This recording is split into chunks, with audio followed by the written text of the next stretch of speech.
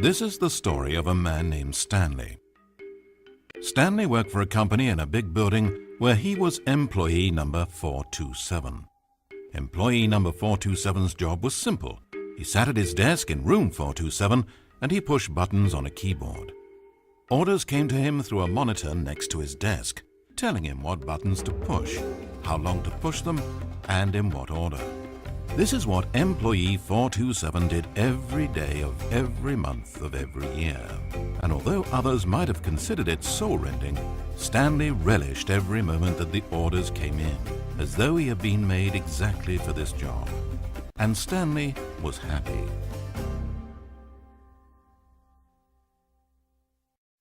And then one day something very peculiar happened.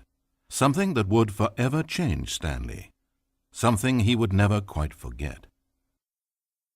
He had been at his desk for nearly an hour when he realized that not one single order had arrived on a monitor for him to follow. No one had showed up to give him instructions, call a meeting, or even say hi. Never in all his years at the company had this happened, this complete isolation. Something was very clearly wrong. Shocked, frozen solid, Stanley found himself unable to move for the longest time. But as he came to his wits and regained his senses, he got up from his desk and walked out into the hallway. Stanley decided to go to the staff lounge to check on his co-workers. He never functioned well by himself and constantly needed support and guidance from others, so the thought of total solitude was terrifying to him. When Stanley came to a set of 2 open doors, he entered the door on his left.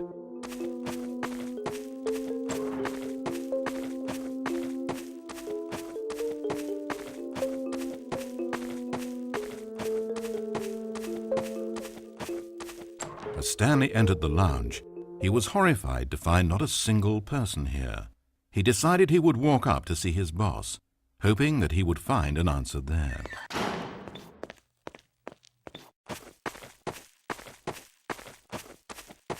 Coming to a staircase, Stanley walked upstairs to his boss's office.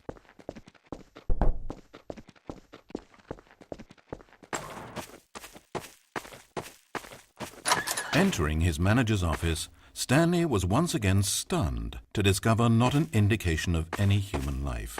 It was at this point that he began to feel dizzy and a little sick, and even thought he might pass out when suddenly he noticed a keypad next to the filing cabinet in the corner of his boss's office.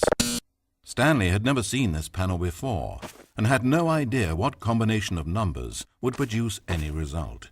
In fact, only Stanley's boss knew this, since the panel withheld access to the boss's greatest, darkest secret, and so he had assigned the keypad a combination that only he could possibly know, the number of his freshman dorm number in college, 1957. But of course, yet incredibly, by simply pushing random buttons on the keypad, Stanley happened to input the correct code by sheer luck. Amazing. Stanley ventured forth into the newly opened passage. As he drew deeper into the bowels of the building, Stanley had no idea where he was or what this place held. And just as he began to think he might not discover a thing, he emerged into a long room to find rows and rows of monitors, screens with a number above it. Stanley noticed, however, that these were not random numbers, but the number of employees who worked in the building, his co-workers. Even his own number, 427, had a place on the wall. But why a setup so elaborate, he asked. Was this simple surveillance or something even more? And as if in answer to his question, the wall slid open before him, revealing the ultimate truth of the situation.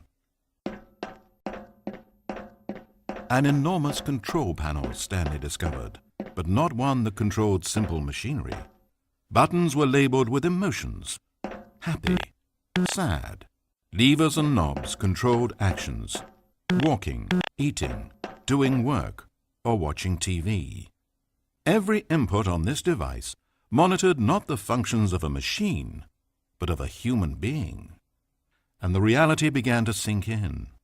Stanley, like so many other people, reduced to images on a monitor, had been under someone's control, always at the mercy of this machine.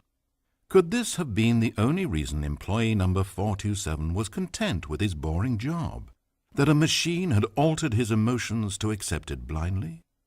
He began to feel an unbridled rage, and at the peak of his anger, something happened. A spark. Stanley looked up and saw the generator overhead, still providing some small amount of power to the machine, keeping it alive. And knowing that this generator was all that kept the controls running, Stanley moved to the ladder in the back of the room and began to climb towards the rafters.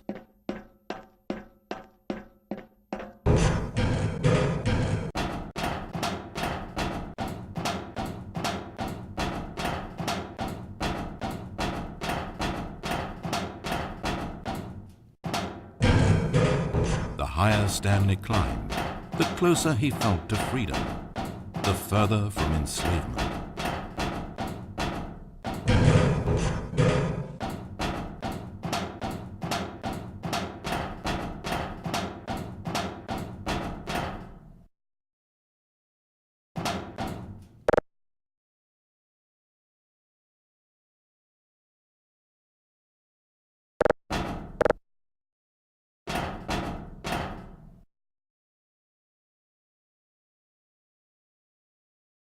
Blackness, power gone, all alone, and then...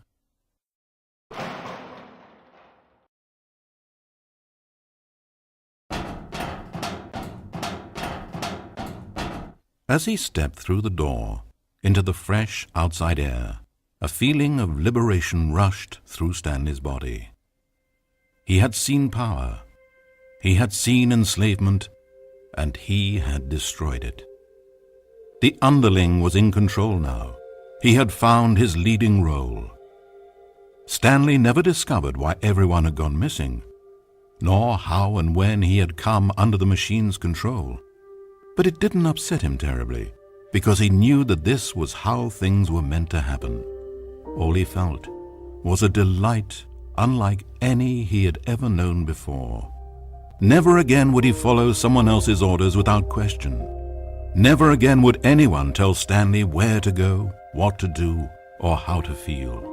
No more bosses, no more instructions on a screen. Stanley decides for himself now. And he stepped out into the world, and he felt the cool breeze upon his skin, and Stanley was happy.